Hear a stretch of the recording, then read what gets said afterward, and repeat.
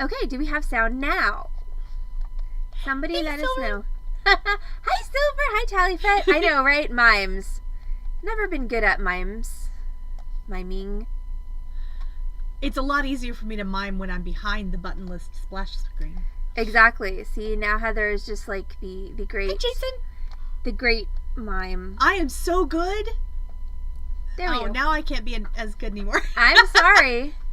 There is some sound. Is it not good sound? Okay, hold on. We're gonna go back to this scene, because I think that That may not have been anyone saying anything bad about sound. Okay, I'm going back. Okay, so we're good. Tallyfet's like, Allison, stop touching things. No touchy the computer. Tallyfet knows what's up. Where is our Corvus? Right? I don't know where our Corvus is, but not here. Yes, Silvern! This was actually gifted to me twice. So apparently this is like the meest Starbucks cup ever, which is funny because it's pink, but yes, I loves it so much.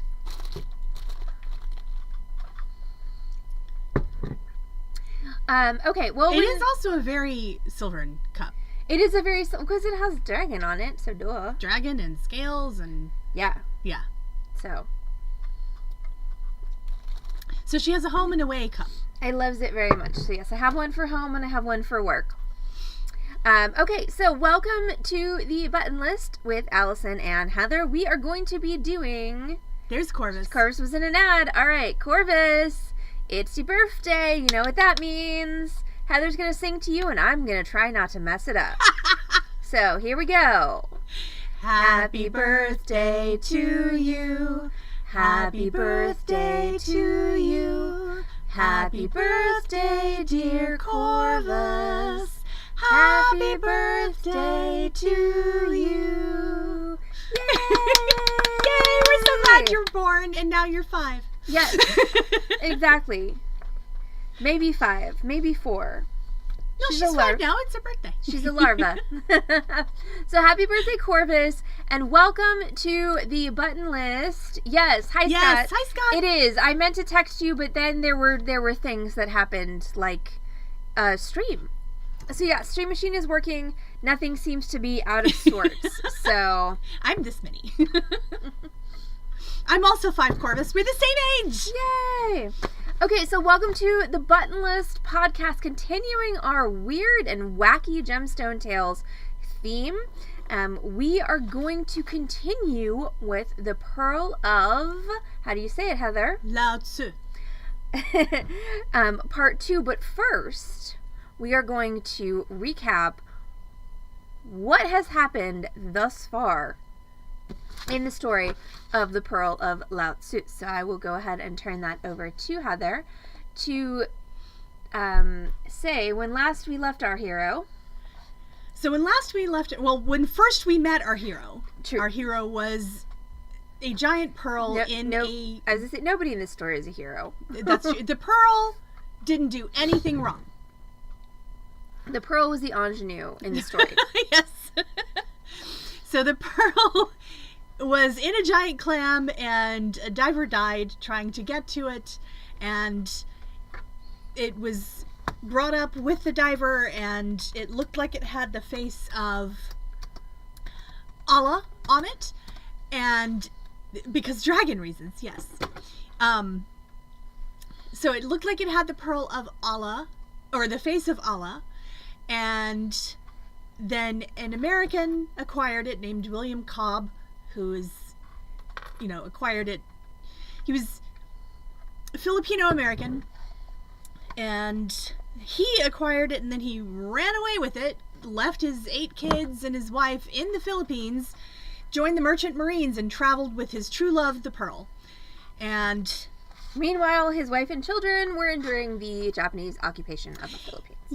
Yeah, he left right before that. He was Scarpered. such a peachy human. He was. He joined the Merchant Marine, which meant he didn't have to deal with any of the bad stuff either. I mean, good for him. But he had a suitcase with a pearl in it. And then there was the sale of his pearl for $200,000 to Victor Barbish, who has become a verb, as we all might remember from last time. Barbishing is going to be a verb maybe forever now. So Victor Barbish owns it. He is quite the, I mean, it would, it was enough for the stories that Cobb told about the Pearl of Allah, and then he met a mysterious Chinese man named Mr. Li who said it was the Pearl of Lao Tzu, and he himself, Lao Tzu himself, carved faces in this pearl and then put it in a clam, and then it just kept getting from clam to larger clam and getting bigger over time. So this pearl has quite a lot more history than it has shine to it. The shine because it's is a non-nacreous pearl, so it has no shine. The shine is the sunshine blown up. Everybody says by these people. Yes. First Cobb, then Barbish, and trust me, it only gets crazier. And there's a Peter Hoffman, who owns a 1/3 stake, will briefly appear. He will appear at the end of this tale. Yes. Yeah. But Barbish is really the central fool of the story. Villain. He's the villain. He's the hero. He's the Barbisher. Yeah, he fulfills many roles. He really does in this tale, and none of them good. We also should strive to make marry a verb at some point. We should. Marrying in the non, not that conjugal sense should be a thing. Yes. Okay. Yes, we'll work that out when it's not forced. So, is there more recap, or are we done with the recap? Oh, and all of this comes from an article that we read, written by Michael LaPointe for the June 2018 issue of The Atlantic, and it's a fabulous article. Really, really good. But seriously, there's even more detail in the article. It is. It's a very long article. We showed you. It's like a book. Yeah, it's like a small book. It's like a whole magazine unto itself. Yes. But fascinating. And yes, I will post a link in Discord. If I can post a link in Discord, I will. The Atlantic is very assiduous with their paywalling, so I think I managed to get myself a free copy with my trial subscription that I can download and then link to, but no promises. But we should link it anyway in case anyone has a subscription. Correct. Oh, yay! Mary can marry it. Mary can marry it. See, there we go. All right. All right, you're verbing already. I know. Okay, so now, all right, so now we're going to turn to another character in this story whose name is Laura Lintner Horn. And Laura Lintner Horn is a woman who was born in suburban Illinois, and her mother was a divorcee. So at that time, and this is probably in the 60s, 50s, 60s. So at that time, it was considered seemlier for Laura's mother to give her up so that Laura's mother could attract a new husband without the burden of a child from a previous marriage. So what the arrangement that was come to was that Laura's grandparents posed as her parents, her mother and her aunt posed as her elder sisters.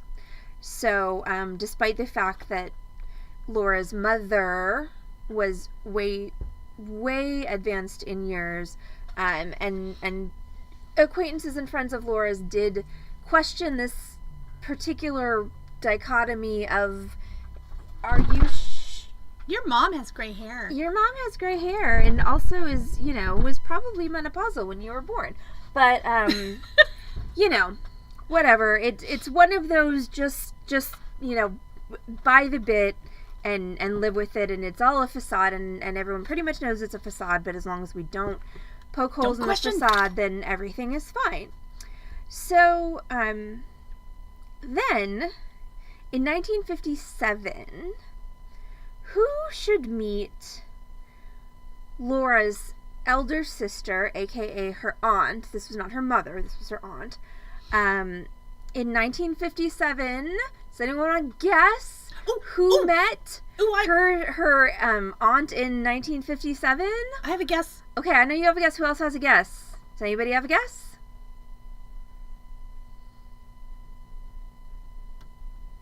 Elvis. Actually, Elvis does appear in this story, but later, not now. Later, not Big Bird. Doesn't appear. There's no Big Bird. Mm-mm. Can I say? Yes. Who is it? Victor Barbish. Shocking. And I think I did not actually put this in my notes, but I think they met in like Atlantic City or someplace crazy like that. Yeah. So Barbish meets Laura's aunt and marries her in 1957. And so now Barbish starts spreading the tale that he actually had a brief fling with Laura's biological mother, and that he was actually her father. So now Laura, who is still quite young at this point, is both finding out that her elder sister is actually her mother, and apparently her elder sister, now mother, had an illicit affair with her aunt's husband, Victor Barbish. Totally healthy. Yeah. Information. Hi, Keiko. And yet, she still goes to live with them.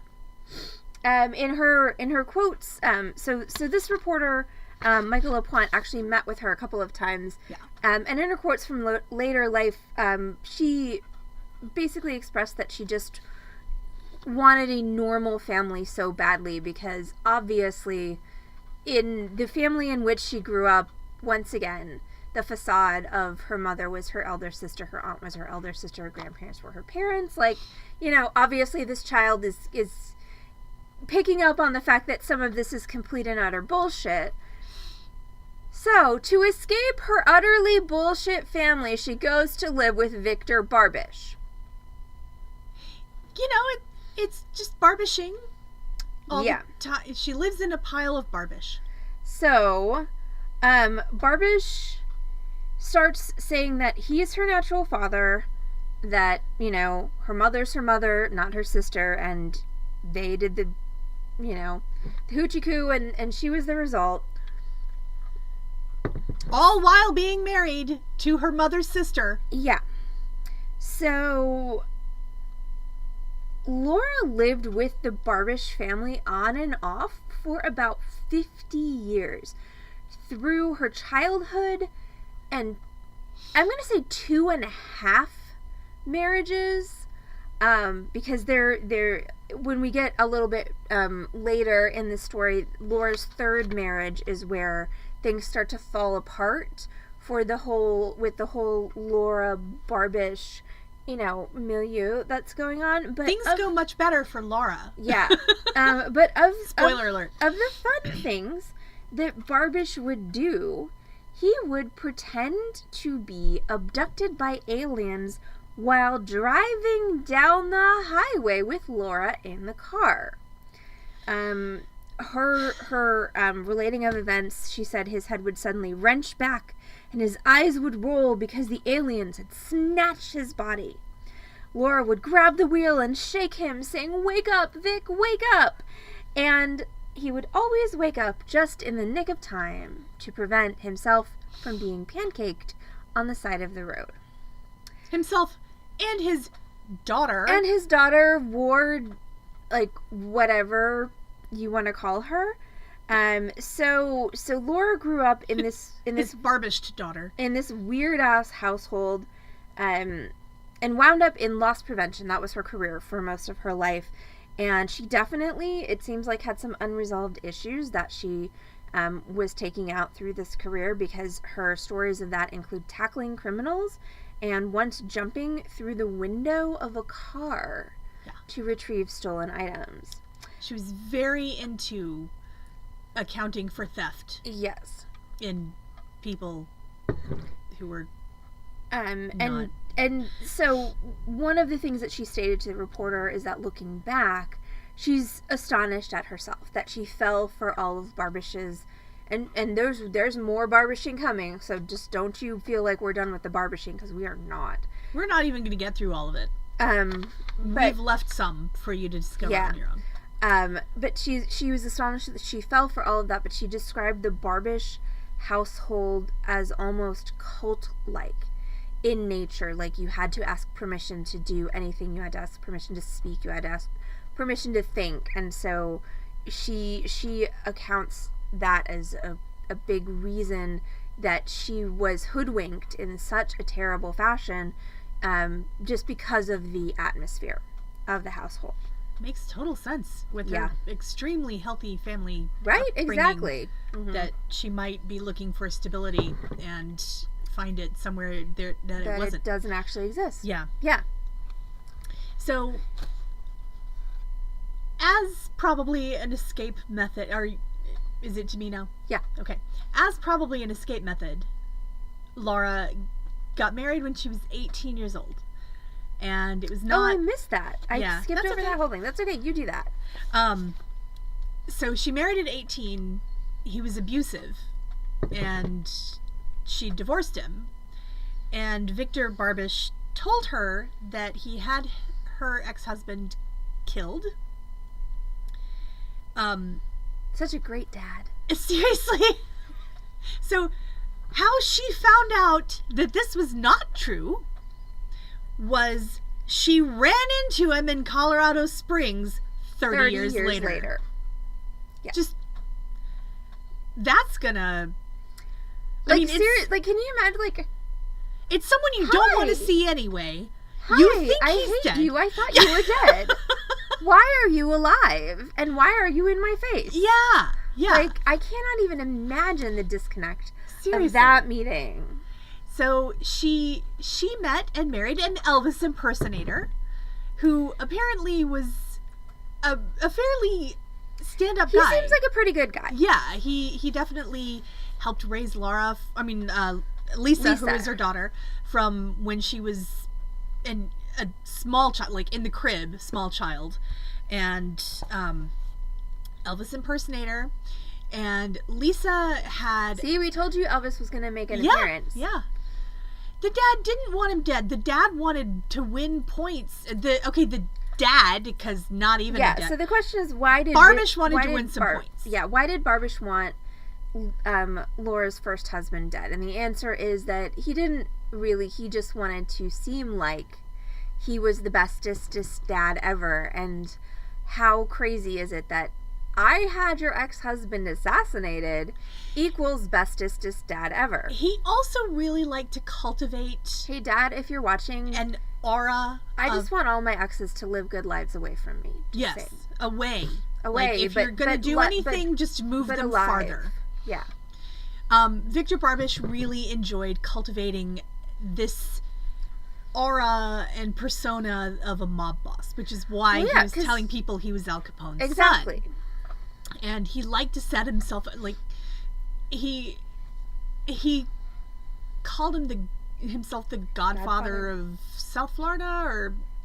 well, actually, that was his third son-in-law. Oh, got it. Okay. And that was after he moved to Sarasota. We're not in Sarasota yet. We're still in Colorado. He's definitely the kind of he did a lot of wearing an unbuttoned shirt to let you see the pelt on his chest, and I love those. Wearing big gaudy gold jewelry. And so of course he would tell someone that he wanted to impress and keep under his spell that he killed their ex-husband, but he didn't. So her daughter Lisa had issues of her own, which is understandable, because issues breed issues. How could you not? Yeah, right. Yeah. And so she had a serious alcohol problem and had her license taken away and everything, but she still would drive, and she was killed in an absolutely horrific car wreck.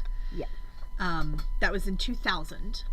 She was hit by a fully loaded 18-wheeler and went 200 feet into a cornfield.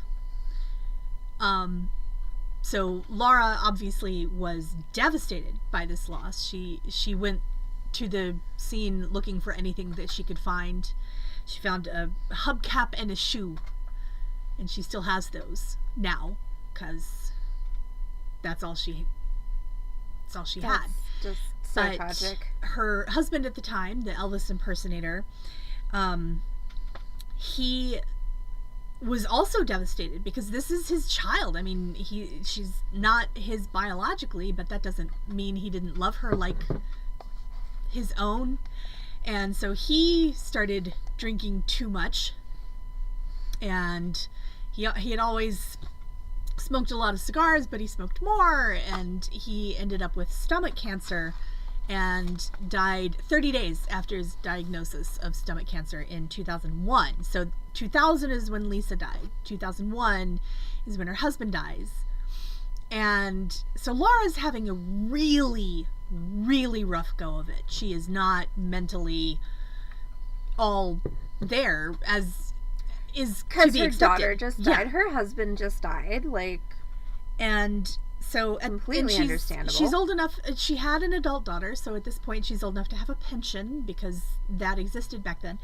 And she sold her house because she just wanted a clean break from all of the sadness, and sold her house. And both her husband and her daughter had life insurance policies, so she was the beneficiary of both of those. And Victor Barbish. What did she do with all of that money, Heather? Well, somebody convinced her that she was not in the right frame of mind and people might take advantage of her. So if she signed over all this money and all of these assets to Victor Barbish, he could keep them safe for her. Yeah. We're just going to take an irony break right now. Yeah. Of 3, 2, 1, and. Yeah. So, continuing. So, in 2005, Victor Barbish moved to Sarasota, Florida. So, he did become Florida man. Mm-hmm. He dissolved the world's largest pearl company under some weird pretense of he was so sad that the pearl had brought so much tumult and tragedy to the world, and he really thought the pearl was just supposed to be for the peace and betterment of mankind. And if you believe that, then there's a bridge and some oceanfront property in Arizona I would like to sell you. So someday. So he dissolved the world's largest pearl company and started the Pearl for Peace Foundation, which was supposedly a non-profit foundation whose goal was to raise money to support law enforcement. And so, basically, he started selling memberships in the Pearl. The memberships ranged from $25 to $600. And anyone who paid a membership fee received a badge with an image of the pearl and a membership card displaying the slogan, "Let the legend and the legacy live on from generation to generation." George W. Bush was listed as member number 1. He did do not believe that he or his office actually knew anything about that or gave any money to the Pearl for Peace Foundation. Yeah. But at this point, since when has Victor Barbish really cared about truth coloring any of his, descriptions? Also, it is worth a note. Truth is a color he does not know. No, it's also worth a note that the Pearl for Peace Foundation actually was one of the roots and precursors to the Blue Lives Matter movement, and we are just going to leave that there with all of the other shady shit. Yeah. So now Laura has no money because she has Given signed it all over all of it to Yeah. Victor Barbish, her father. And so she moved to Sarasota to care for Barbish because he was, definitely Old. getting older and Dying way too slowly. his barbishing was not slowing down in any way, but he was. And he owned a jewelry store. He owned the jewelry. So his whole thing was the jewelry store and the Pearls for Peace Foundation. So she was raising money for the Pearls for Peace Foundation as part of her, not even her job. That was just what she did out of her heart because she believed him still. And so she would make 30 cold calls a day to solicit donations, and he had a whole script prepared, claiming the money would be spent on disabled agents, death benefits, bulletproof vests, all kinds of other things, none of which was true, which you'll all be shocked to learn. I'm shocked. Yes, I'm so shocked. I am shocked as well. She estimates that he took in about $5.5 million using this technique as well as others. He kept telling people he was aiming for $20 million, but did actually take in quite a lot of money. So now let's go ahead and skip ahead to 2007. Laura meets Robert Horn. So she is once divorced, once widowed. This is her third husband. She meets Robert Horn and marries him, and this actually... But you have to say how they met. Well, okay, what's the type of dog? Borzoi. Okay, so she used to walk her Borzoi dog around the town, and people... Which, if you're not familiar, is a very distinctive dog breed. Yeah, very fancy dog. Yes.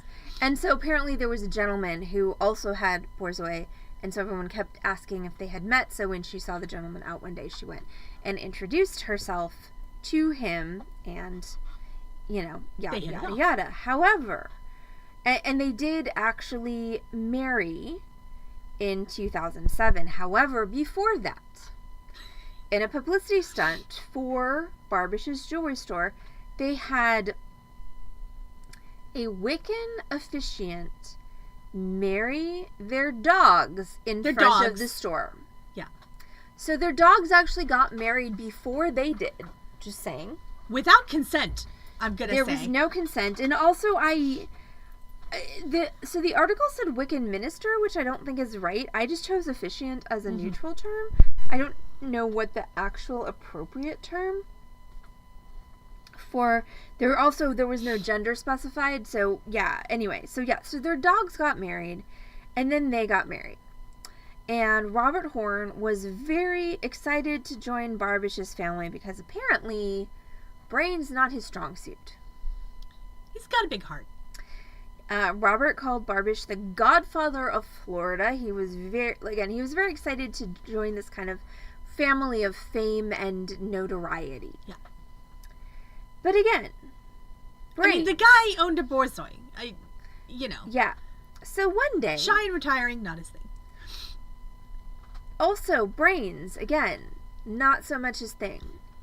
So one day, Barbish calls Horn, his son-in-law, sounding very distressed. And apparently Barbish, you see, had a buyer for the pearl. Finally! That never happened. That never happens. But he lacked the cash to safely transport the pearl. Does anyone want to guess what Horn does? Does Horn say, hey, you are a swindler and a thief, fuck the hell off? Do you think that's what Horn did, Heather? I don't think that's what Horn did, no. Well, you read the article, but... I did. But audience, what do you think that Horn did? Thank you, Mary. In this situation? 'Cause... I'm pretty sure that it's fairly obvious. Corvus says Horn did something stupid. Corvus is 100% right. Horn correct. Horn cuts Barbish a check for $100,000. As one does for one's new father-in-law. Yeah. So at this point, okay, so Barbish was making Laura sleep in the jewelry store to protect the merchandise while also accusing her of theft and negligence because things kept disappearing. So now she's newly married. Her husband has just written her father, quote unquote, a check for $100,000, and she's being forced to sleep in a jewelry store whilst being berated for things going missing supposedly on her watch. So at this point, Laura is like, I used to be in loss prevention. Like, I have resources, and I know I'm not stealing, so I'm gonna find out who is. Also, Laura has fibromyalgia, which makes sleeping in a store super comfy. Yeah. And totally something one should do to one's daughter. So Laura said, but there's a whole like pattern of even from when she was a child. She said she was treated like a second class member of the household, like, you know, barely above a servant. So this fits with the pattern of her relationship with Barbish thus far. But again, she's like, I know I'm not stealing, so let's find out who is. So Laura sets up her own surveillance of the store. Who has a guess as to who was stealing from the jewelry store? Oh, I have a guess again. Okay, does anybody besides Heather have a guess as to who was stealing from the store? I bet you all do. I bet you're all correct. I bet you all have a guess, and I bet you're all right. It was Tallyfet. It was not Tallyfet. Was it Tallyfet? I don't think so. I mean, not according to the article in The Atlantic. Ghost of Christmas Past. No, not the Ghost of Christmas Past. Come on. No. Real guesses. Alien. No, the aliens were just abducting him while he was driving. So I'm pretty sure that everybody does actually know who was stealing from the jewelry store, but I will let Heather answer who was stealing from the jewelry store. Heather? It was none other than Victor Barbish himself. Oh my goodness!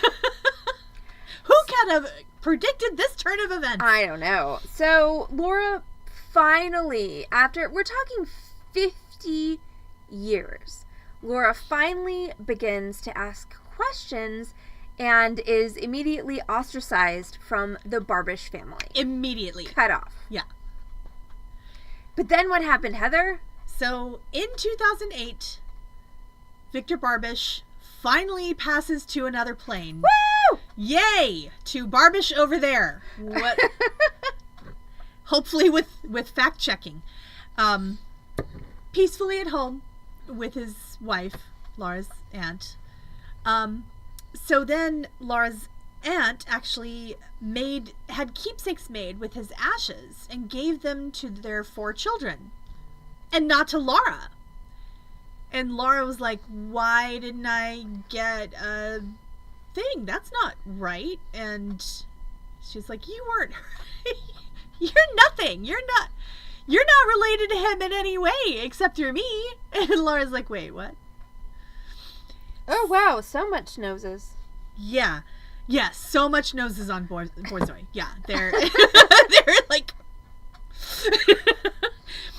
So now she is not only questioning him, like she'd started questioning, the cracks were there, but now the water is just starting to pour out of the dam, and she is like, wait a second. So if that wasn't true, why don't you go ahead and go to all the way to plot twist? Okay. So he skip there? Okay. Well, no, don't skip there. Just keep going Okay. until there. So in his will, because Barbished until after his own death, in his will, he claims he was swindled out of his wealth. He was swindled. He was swindled. He was so Barbished. Yes. So somebody Barbished him out of his wealth. Who could have done that? I don't know.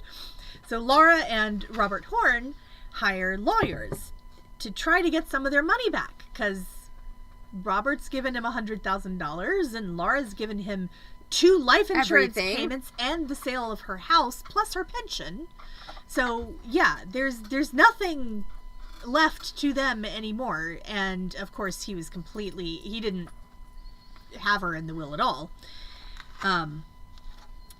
In their attempt to get the money back, of course, they're threatened by the Barbish family, because if somebody's the godfather, why not continue it in the family line, right? So now she's been unraveling. She got together with a friend of hers from loss prevention, and they have been picking at all the loose threads and have been unraveling all of these. And good Lord, there are so many loose threads. Like, how? I don't even, like, the number of barbishments per day. It is extraordinary. It really is. So she's writing a book that she plans to self-publish, or at least as of 2018, this was the plan. This might actually have happened, and that'd be amazing. I'm actually interested to read it. So it's called The Last Con.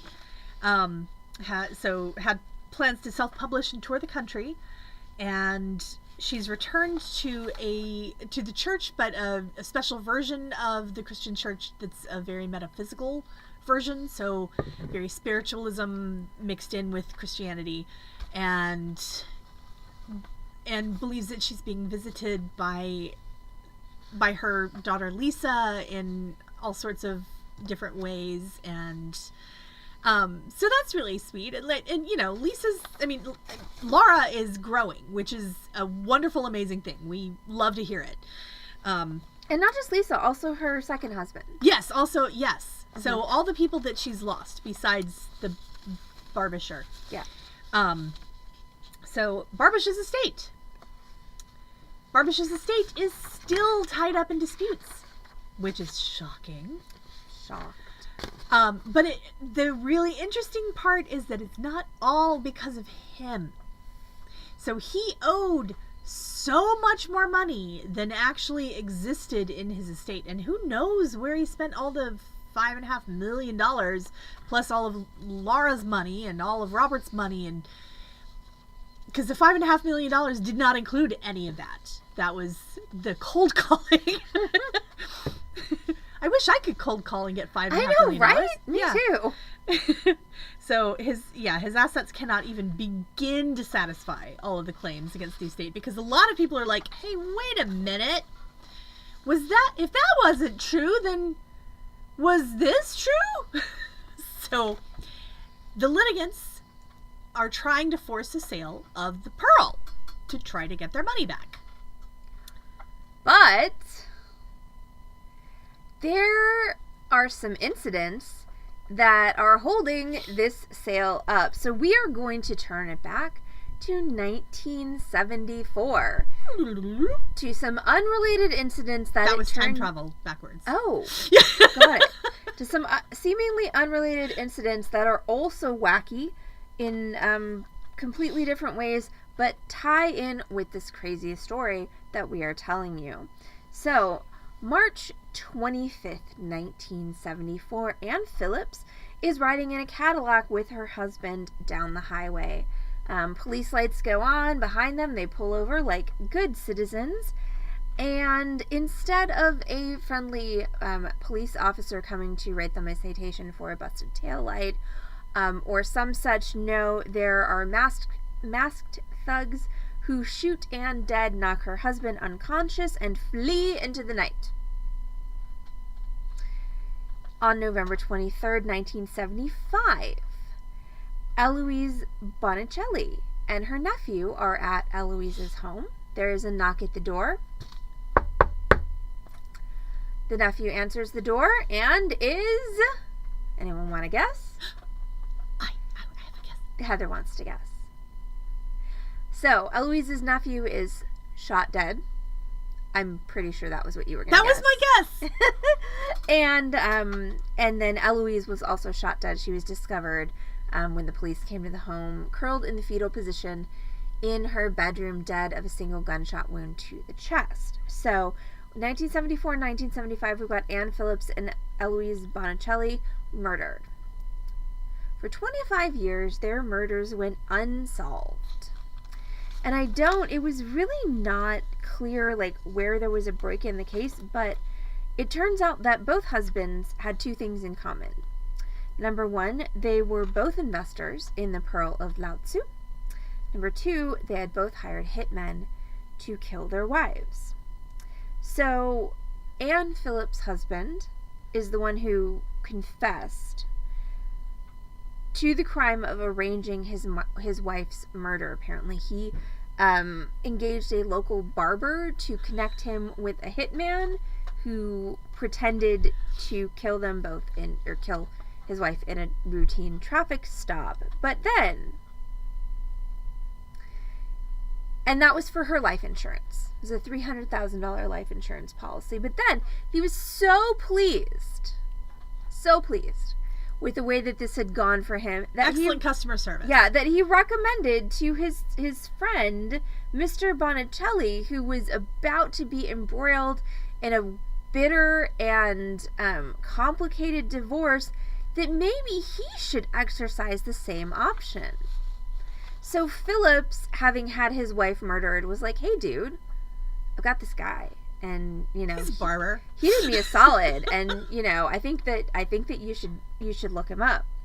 So Bonicelli engaged the same barber and had his wife killed because he did not want to go through a drawn out and bitter divorce.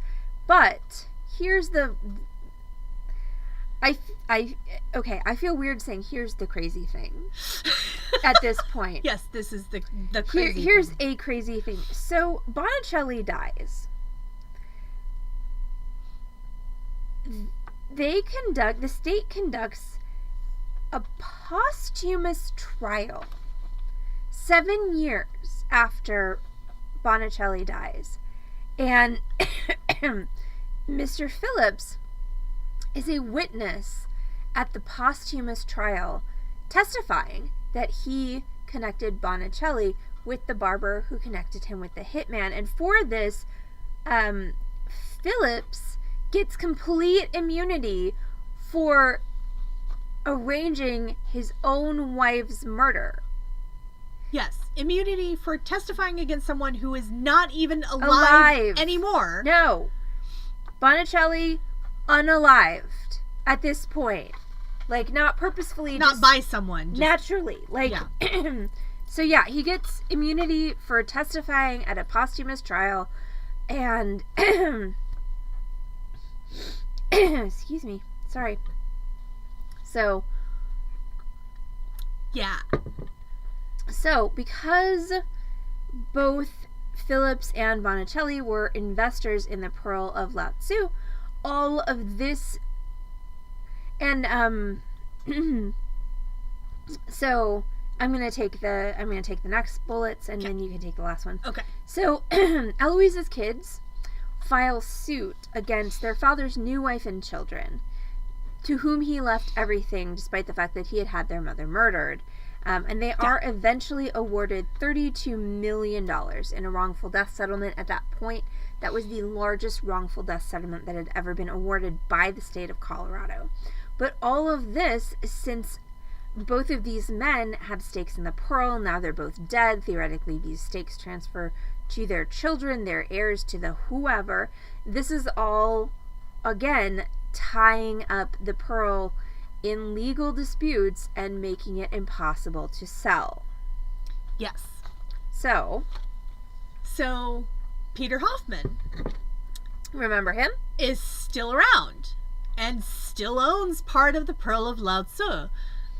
And so it's legally divided now between him and Barbish's estate. And Eloise Bonicelli's children are entitled to half of Barbish's share if the Pearl is sold. And remember, Somebody call Whoopi Goldberg. Yeah. Or Ferdinand Marcos. Or Ferdinand Marcos. Or Osama bin Laden. Oh, Yes. wait. No. No. Well, Osama bin Laden's people were held up at Canadian customs, so they just couldn't make it. And there was somebody in there who had a heart attack and bled to death. Yes. I don't even think we touched on that. No. So, I don't know if you remember from last time, but this pearl has been for sale now for like 70 years.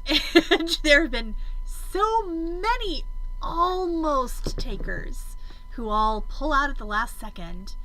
And the pearl has been, if only some other people had pulled out at the last second. Fair. So the pearl has been valued everywhere from the 200. So the only concrete number we have for the pearl in its history is that Victor Barbish bought the pearl for $200,000.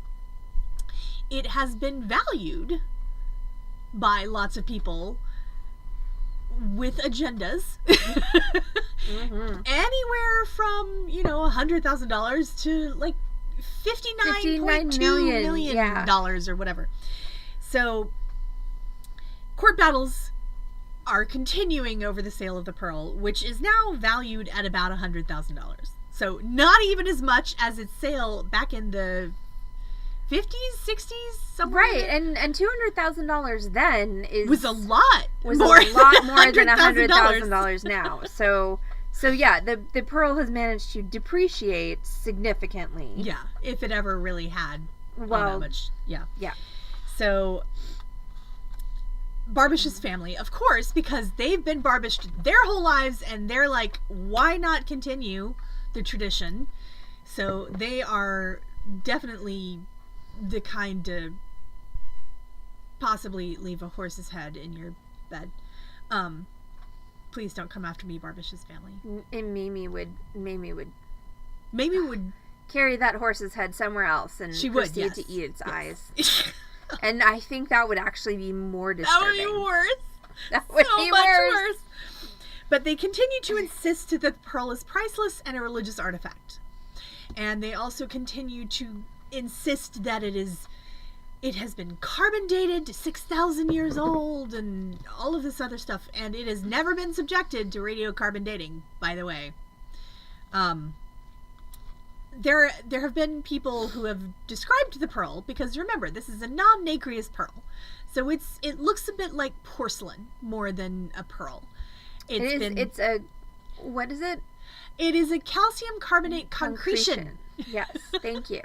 So, it is, I like that Allison pointed out the part of the article where one of the people who's asked about the original estimate of, like, the original speculation by Lee Sparrow, where he speculated that the pearl might be worth as much as $40 to $42 million in 1967. He had thoughts, like his idea seemed to have been that if he could get the selling price of the pearl up, he would get a much bigger portion of the sale. But someone said about his estimation, well, it's legal to say that this is a valuable pearl, but it's pretty silly.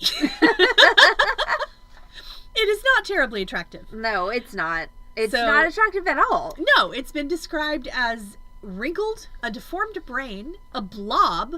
It does rather, I mean, if whatever you see in your brain when you hear the phrase calcium carbonate concretion, that's what it looks like, but a little bit shinier. I mean, I'm going to go with deformed brain. Deformed brain. As the most... Yeah, it is. Mm-hmm. Yeah.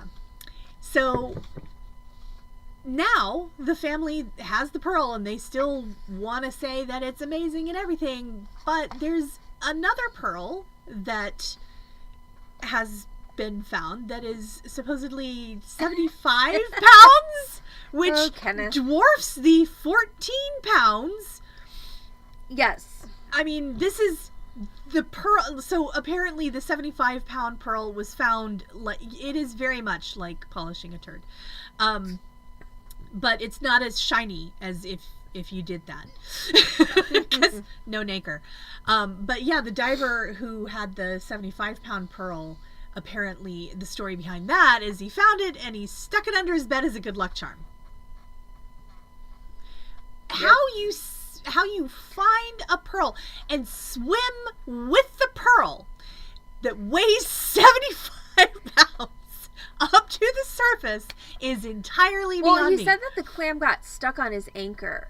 So theoretically there was a winch involved. Oh, okay. Well, that's good. But then you still have to, like... It's still, yeah. I mean, it's still a non-nacreous pearl. It is not a pretty pearl. It's another shiny turd of a pearl. A pearl of Puerto, according to Mary the librarian. Got it.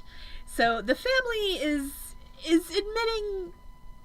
lightly admitting that not fully admitting, lightly admitting that perhaps they've missed their moment with this pearl, but that doesn't diminish the power and the righteousness of this religious artifact that they have, and it's just here to make peace for the world, and it's still the Pearl of Lao Tzu, the most famous and precious pearl ever to have existed. So that is, and so this is as of 2018. So things are still going on. So the pearl, so I did not have time to research where exactly is the pearl now, but the Pearl of Lao Tzu still exists in the world, and I will do a quick Google and post on Discord what exactly is happening with the pearl now, but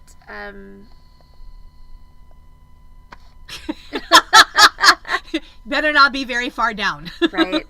But yes, so this is a tale of